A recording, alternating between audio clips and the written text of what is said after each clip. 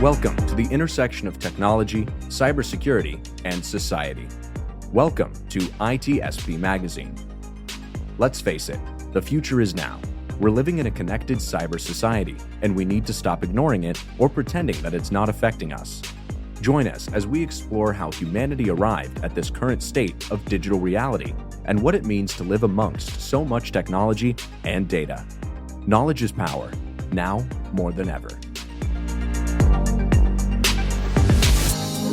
Black Cloak provides concierge cybersecurity protection to corporate executives and high net worth individuals to protect against hacking, reputational loss, financial loss, and the impact of a corporate data breach.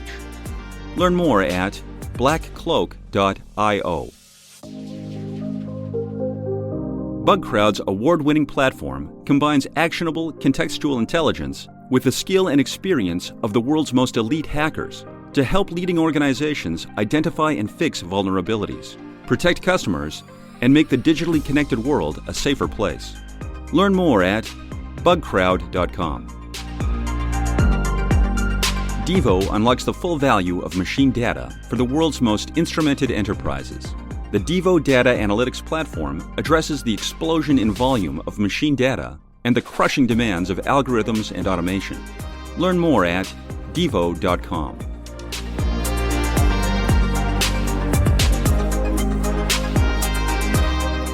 All right, here we are, redefining society. I was going to say redefining cybersecurity, but that's actually Sean's show. But in a way, I think I have slipped off the tongue here because we are going to talk more specifically about cybersecurity today, or at least more than what I normally talk about cybersecurity, except that when it touches society, I feel like I have to bring it into the show. And so it's become cybersecurity something that, I don't know, people don't really want to talk about it unless they are in the industry, but they're going to have to. It's kind of like you can't keep closing your eyes or put your head under the sand or pretend that I'm not seeing. If you don't see, I don't see you, you don't see me.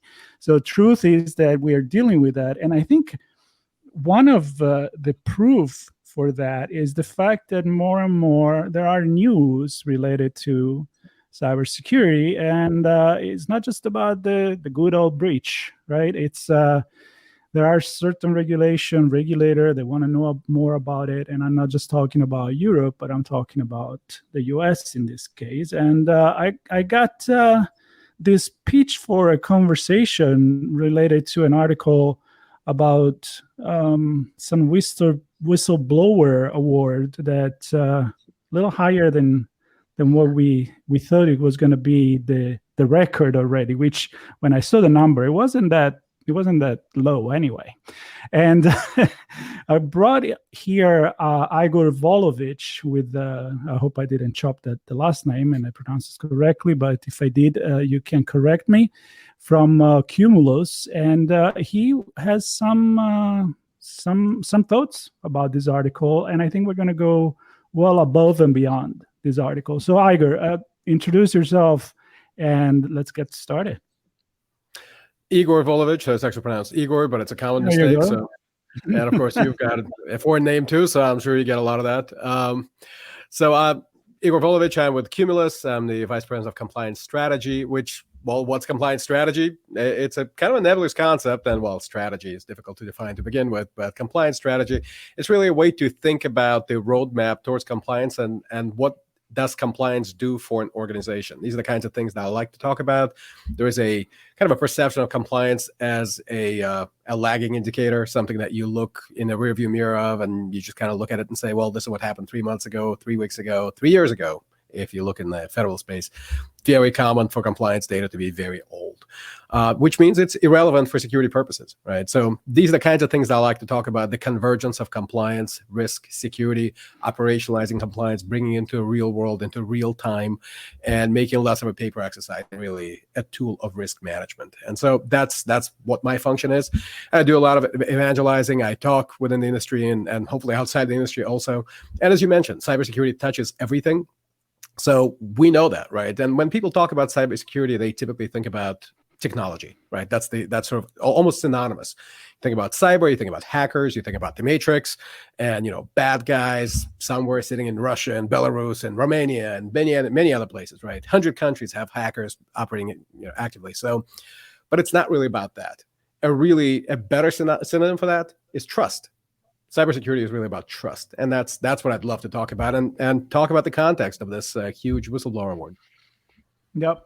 And I think that when you see a news like this and you read it for what it is, but then, like I said at the beginning, and we were talking before we start recording, could be symptoms of many other things happening in the industry and the way that regulators are coming to face and to deal with this reality, and I think this could be a good start of the conversation, how compliance is not enough. We have to kind of social engineer ourselves into think outside of the box. And I'm wondering if this, going for compensating more people that blow the whistle, it's the way to go. It's a way to kind of face defeat at this particular time where we need to use this kind of strategy instead of the technology that should resolve technology. So I would like to know,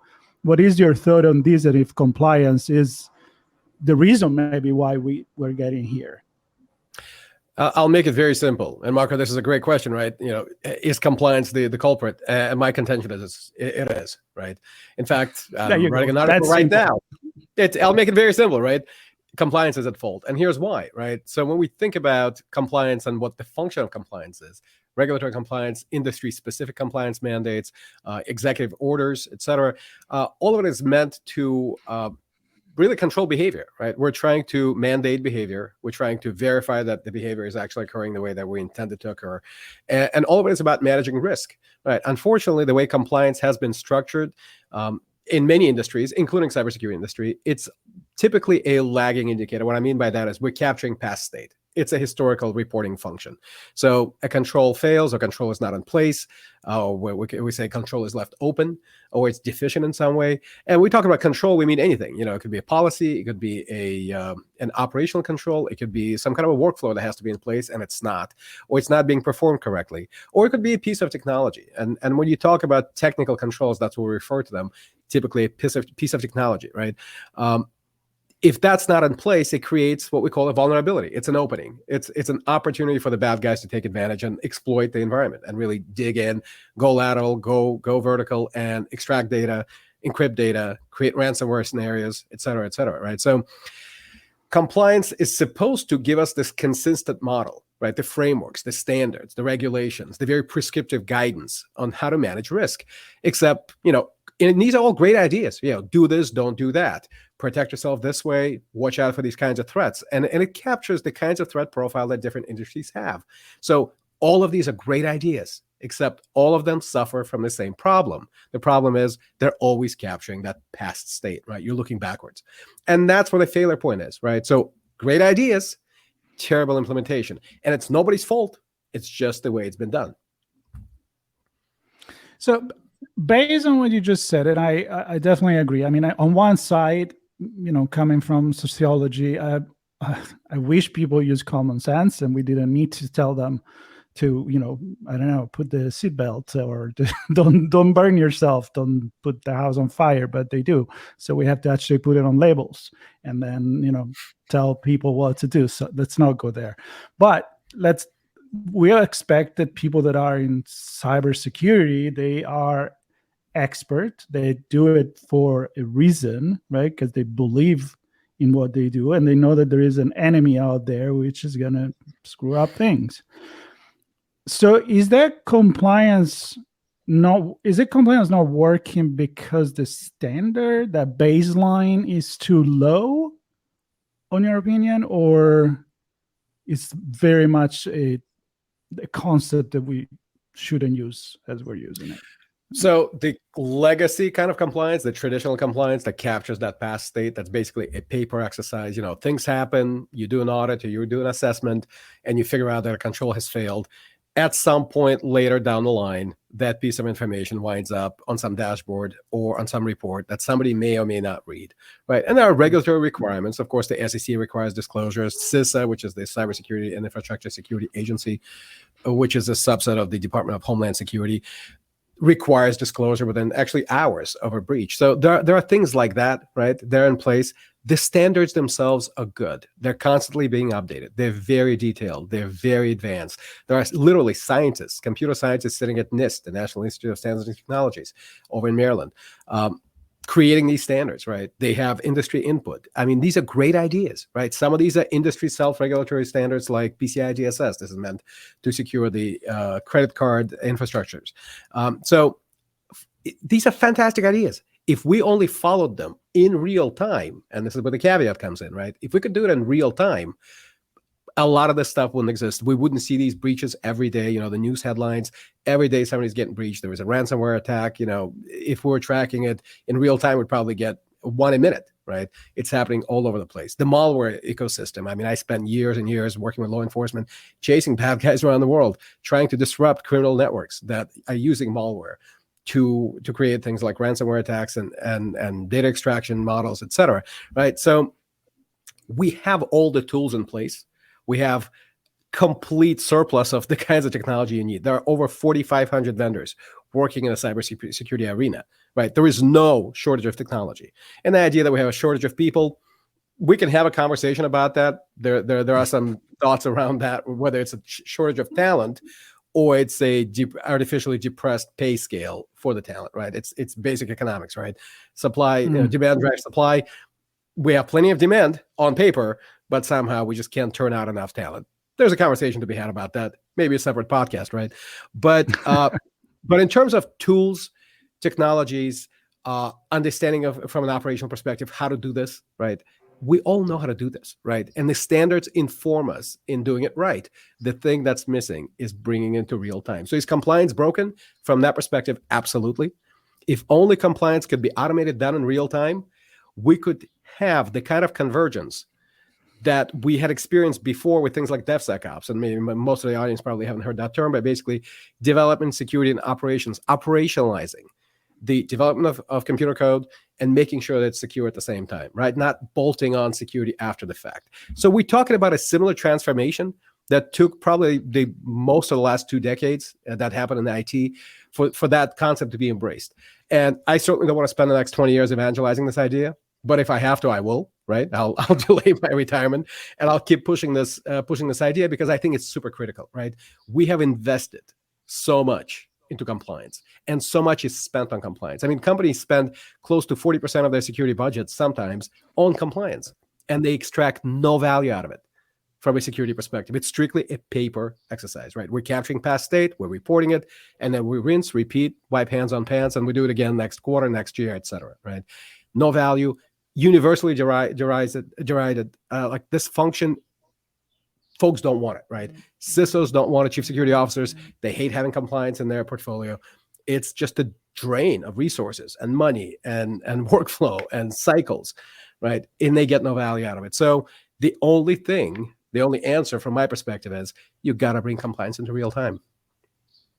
And I mean, when I look at, so I have two thoughts. One, before I go into the nowadays technology and what could allow us to have this compliance in real time, I'm curious to know what the answer is there. I want to think a little bit more about this article. Mm-hmm. And do you see this? I mean, what is this struck you and said, I'm going to pitch to talk about this article on the news, right? Because I kind of, when I saw it, I was like, that's not good. Are we really going there? Because again, as I said at the beginning, we have no other way to do it. Or is just something that is just going to be so effective anyway that it's kind of like a necessary evil in a way, because people don't have a good perception of whistleblower. Not lately, probably never. I don't know. Yeah, I mean, look, we literally this morning we had hearings in Congress from whistleblowers who came out of the FBI, right? And we're not going to get into politics of it, but whistleblowers, yeah, they get hurt, they suffer. I've personally worked in places where I had to protect whistleblowers and step in to protect their livelihood and protect their jobs and keep the company from actually hurting itself because they were about to act in a retaliatory fashion against a whistleblower, right? Because these are protected acts, right? So I've been very familiar with this function for a long time. I've worked with whistleblowers, I've protected them, and I feel that whistleblowers are really kind of that ultimate canary in the mine, right? If you can try to operate in an atmosphere of malfeasance, you can try to conceal things. In fact, I wrote an article about whistleblowing in 2015, and I co-wrote it with actually a famous whistleblower attorney in DC, Debbie Katz, who you probably have seen on TV, right, in some congressional hearings. The idea back in those days, for me, in 2015, when I wrote it, what I said was, look, whistleblowers act as this ultimate safety valve, right? No matter how much a company tries to conceal, there are two things that can happen to really blow the covers off of something like this. One, it's a whistleblower. The other one is a breach, right? A breach happens and all of that concealment goes away, right? You can only play this plausible deniability game for so long. You can say, well, cybersecurity is too complex. Compliance is too complex. We didn't know. We didn't understand. Right. And more we're seeing agencies like the FTC and the SEC and the federal government in general, right? And also the regulators within the industries themselves, like FINRA, they're saying, look, you don't get to have plausible deniability. It is your job to know. Whether you know or you don't, that's on you, right? So pretending, kind of head in the sand, as you mentioned before, right? Playing the ostrich game, well, it's too, we didn't know, right? It was too hard and I'm not equipped. I'm not qualified to know these things. That's not acceptable, right? And so the problem with enforcement that we've seen from the SEC and the FTC in the past is it's sporadic, right? It's not consistent because they can only act upon known past acts, right? So again, we get into the same retroactive perspective, right? We're always looking at history. It's acts that already occurred. So it's meant to create this deterrent effect. But guess what? We've been doing deterrence since the days of Hammurabi, right? The first compliance code that's known to us, right? The first written compliance code was the building codes within the laws of Hammurabi, the code of laws of Hammurabi, right? And what did they say? If you're a builder and you build a house and it collapses on the family that lives in there, it's your responsibility. And we collapse the house onto you, right? Very direct, right? And of course, and from there we evolved to the current fire codes and building codes of today. But the model is still the same. 3,700 years later, here we are. It's deterrence, right? And with the complexity of cybersecurity, it's not as simple as a building collapsing onto somebody's head, right? It's a control that failed. It's somebody forgot to do something, or they intentionally didn't do something, right? And it's easy to hide that. So ultimately, you've got these two safety valves. One, well, it's a breach, right? Exposes everything, and then you get to realize, well, you weren't secure at all. And on the other hand, you've got whistleblowers who will expose it. And that's where the SEC comes in with their rewards. And they should be there, right? That incentive should absolutely be there. We're seeing the DHS has a civilian cyber-specific whistleblower program that they're rolling out there and evangelizing very hard. They're trying to tell people, look, if you know something, say something, you will be rewarded. And in fact, your reward could be a percentage of the recovered sums. We had a recent case, federal contractor, Aerodyne rocket jet. Federal contractor, worked with NASA, launched rockets, and they were executing contracts for a number of years, claiming to be cyber compliant. Well, a whistleblower came out, actually happened to be their director of security, and said, we've been lying for years, right? So about $1.3 billion worth of contracts were executed. They got paid, the rockets flew, and yet they pulled the covers off, and turns out they've been lying about it. So I think the company settled for $9 million with the federal government, and the whistleblower got paid, I think, somewhere around $2.5 million. So on the scale of things, 1.3 billion, 9 million, to that, what's the cost of doing business, to that whistleblower, right? It's a life-changing event. And yet folks keep coming out because they're so incentivized, not by the monetary reward. I mean, that's important, right? Because basically what you're doing is you're setting them up for life because they've lost their career, right? So that's really the purpose of it. But more importantly, they're driven by ethics, and you depend on that, right? And to me, I applaud whistleblowers because they serve that ultimate safety valve, right? That's why they're critical. Yep. Yeah, I know. There's so many thoughts in my head. One, being Italian, and I'm thinking, the culture of the mafia, not to advertise, but that's what it is.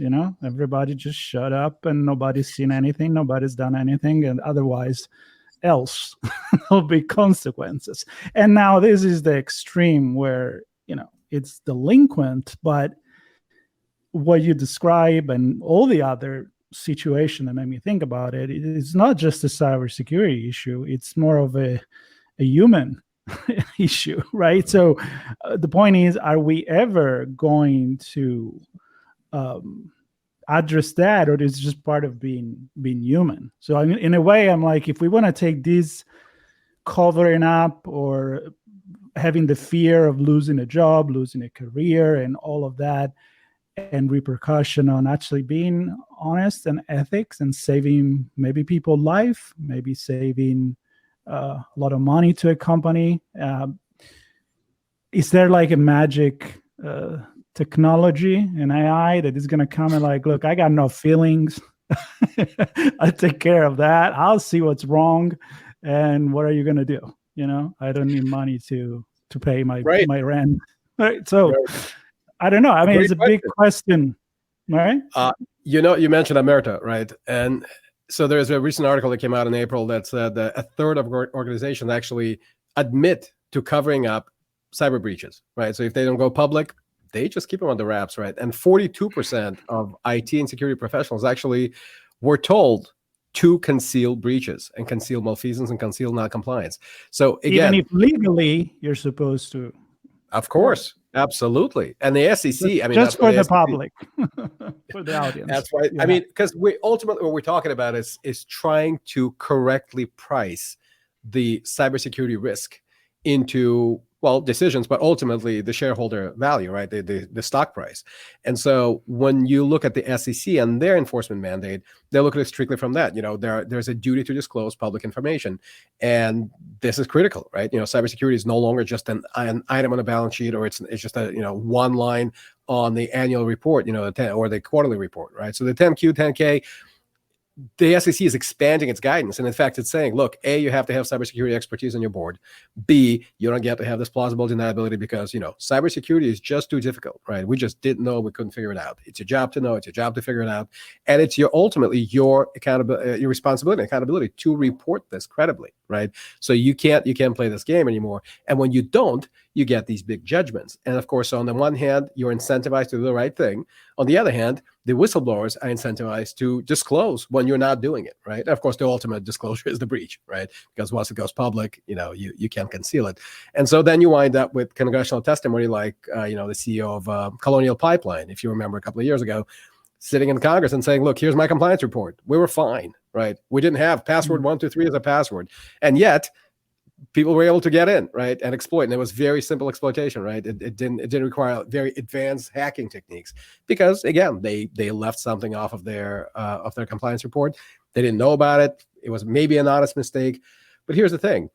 This idea of like, it's an honest mistake because, things are just too complex. Again, out the window, no go. And if you're a public company, absolutely no go, right? You have to know.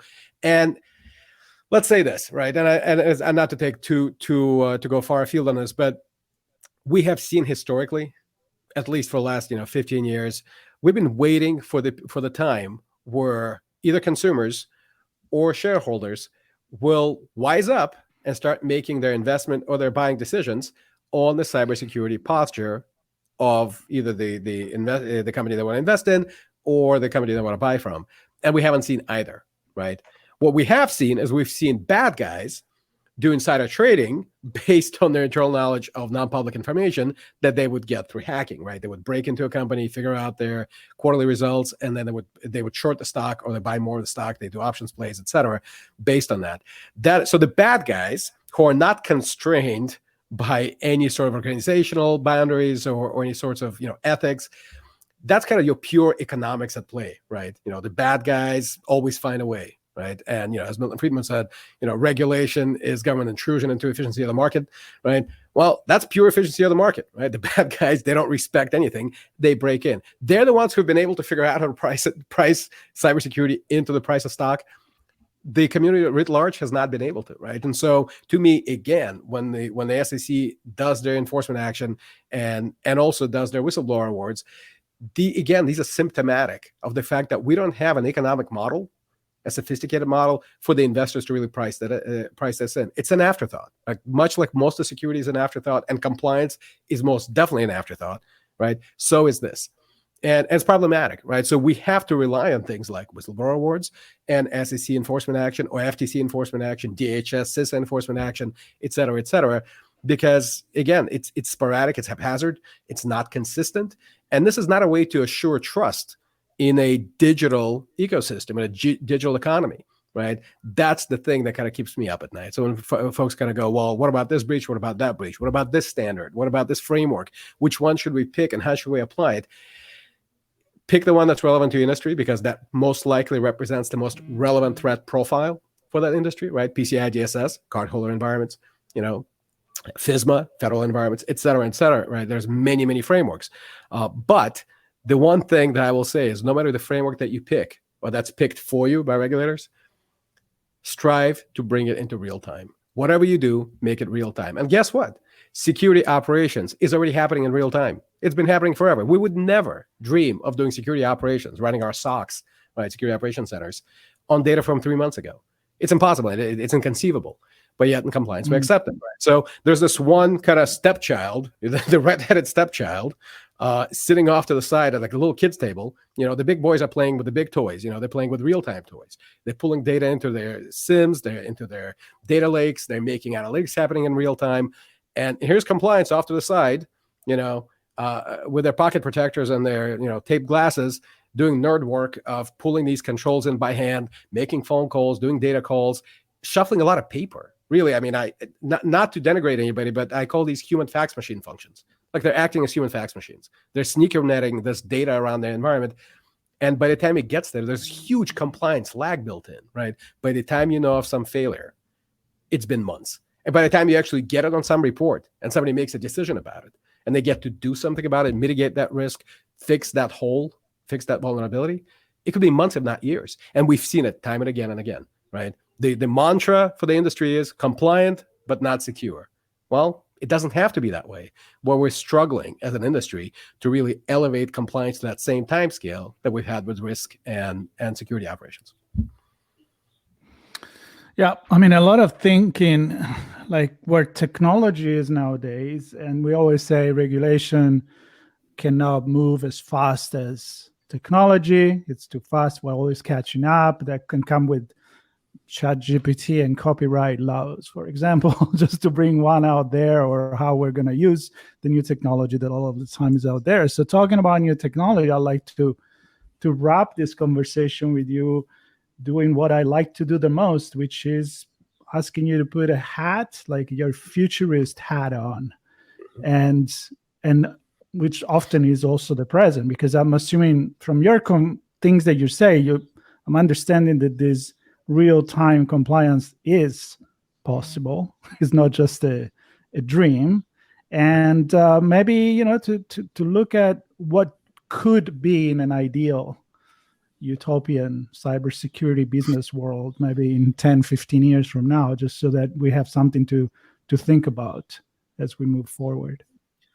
Absolutely. I think to me, the real answer is automation and reducing our reliance on manual labor as much as possible, especially within the compliance sphere, right? Because that's where a lot of that those manual cycles go, right?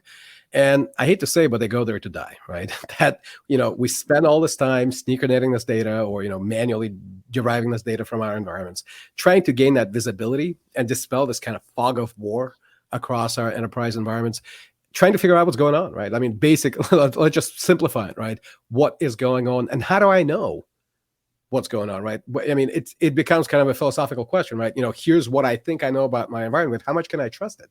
How much can I believe it? And so you have to ask that kind of a macro question, a next level question. Well, here's the data. Can I trust this data? And so you have to, who's watching the watchers, so to speak, right?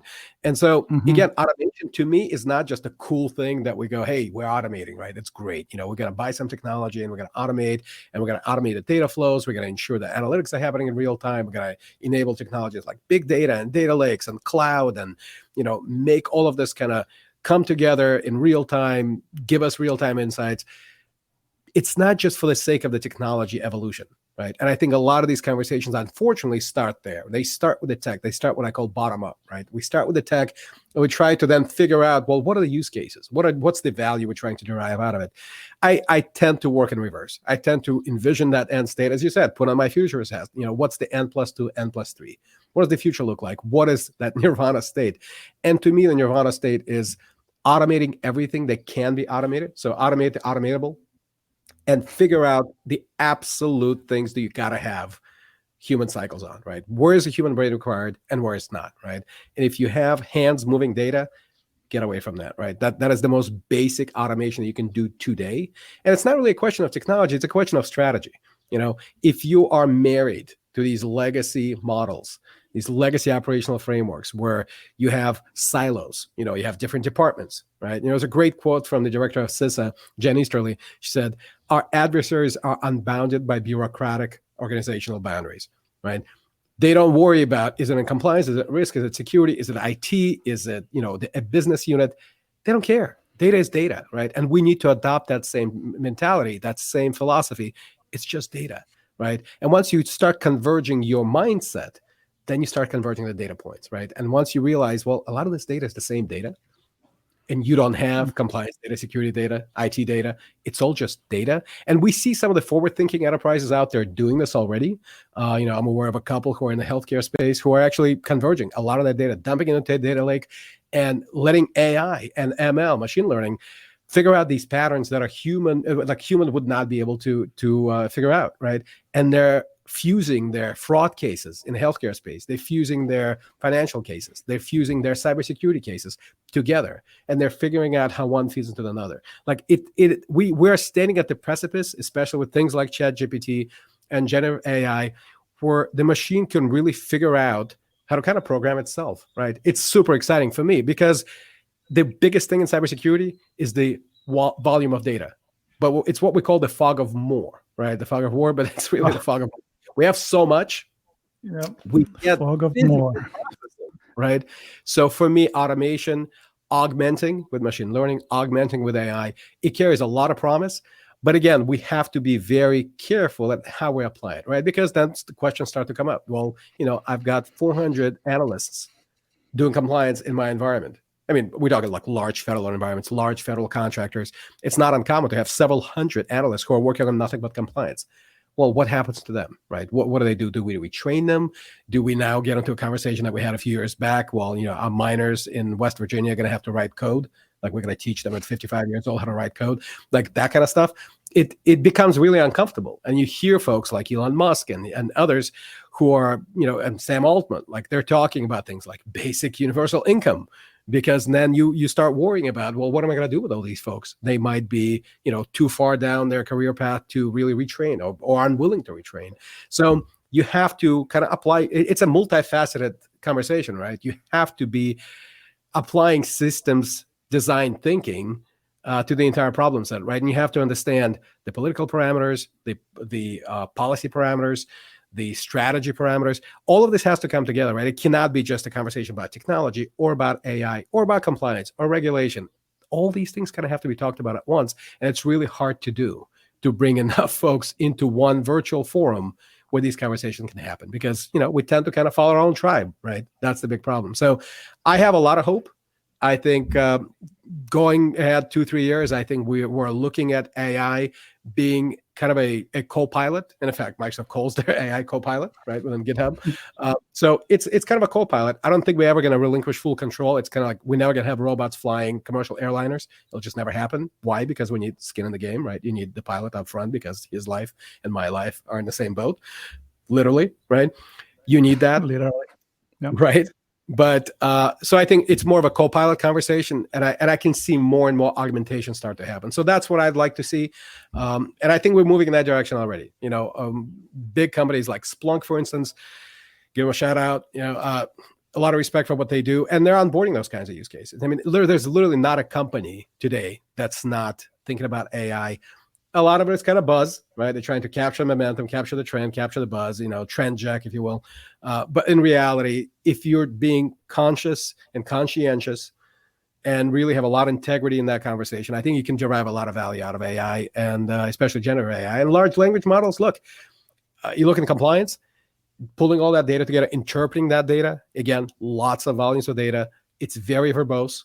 And interpreting it, absolutely. I mean, a large language model is totally meant for that. So I think we can increase our efficiencies without scaring a lot of people up front, and really demonstrate how we shrink that compliance latency, shrink that lag from the breach or the control failing, us detecting it, and then doing something about it, really shortening that window of opportunity for the bad guys to exploit. That's really the ultimate objective here. Close that window down to zero if we can. We know we can't, but get as much data as we can. So if we're doing that, I think that's kind of my litmus test. Ultimately, no matter what you bring me, technology, strategy, good ideas, good regulations, the question I always ask is, how will it shrink that window of opportunity for the bad guys, that vulnerability window? And if we're doing that, we're doing the right thing. Yeah, they sure don't care about regulation and compliance. That's the bad guys. They don't care. I have a perfect tagline for you. Hackers don't care about checkboxes. I've been saying that for the last 15 years. Yeah. I've seen a few quotes around that line, around the internet. And then coming back from RSA conference just from a couple of weeks ago, I can definitely say that AI and everything is AI power was definitely one of the big buzzword during the event, and rightfully so. Let's accept that. I mean, it is an incredible tool.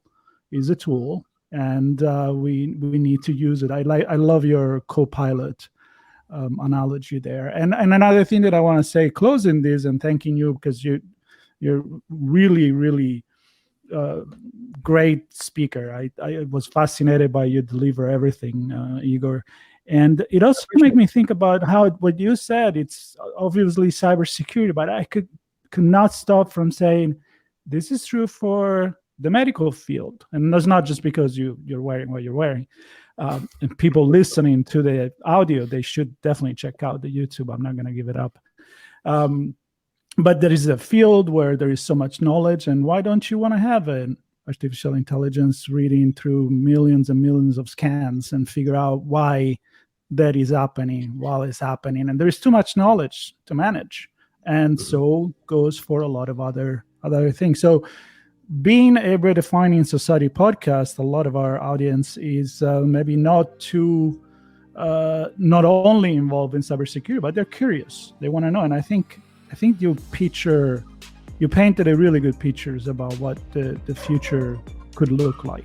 So I want to thank you for that. And I hope you'll join me again for some more conversation later on. And for everybody listening, there'll be links to the article that started it all, even if we went way above and beyond that article, and connect with you and to your company and anything you want to share in terms of resources with us. So thank you very much. Thank you, Marco. I appreciate you having me on. Devo unlocks the full value of machine data for the world's most instrumented enterprises. The Devo Data Analytics Platform addresses the explosion in volume of machine data and the crushing demands of algorithms and automation. Learn more at devo.com. BugCrowd's award-winning platform combines actionable contextual intelligence with the skill and experience of the world's most elite hackers to help leading organizations identify and fix vulnerabilities, protect customers, and make the digitally connected world a safer place. Learn more at bugcrowd.com. Black Cloak provides concierge cybersecurity protection to corporate executives and high-net-worth individuals to protect against hacking, reputational loss, financial loss, and the impacts of a corporate data breach. Learn more at blackcloak.io. We hope you enjoyed this episode. If you learned something new and this podcast made you think, then share itspmagazine.com with your friends, family, and colleagues. If you represent a company and wish to associate your brand with our conversations, sponsor one or more of our podcast channels. We hope you will come back for more stories and follow us on our journey. You can always find us at the intersection of technology, cybersecurity, and society.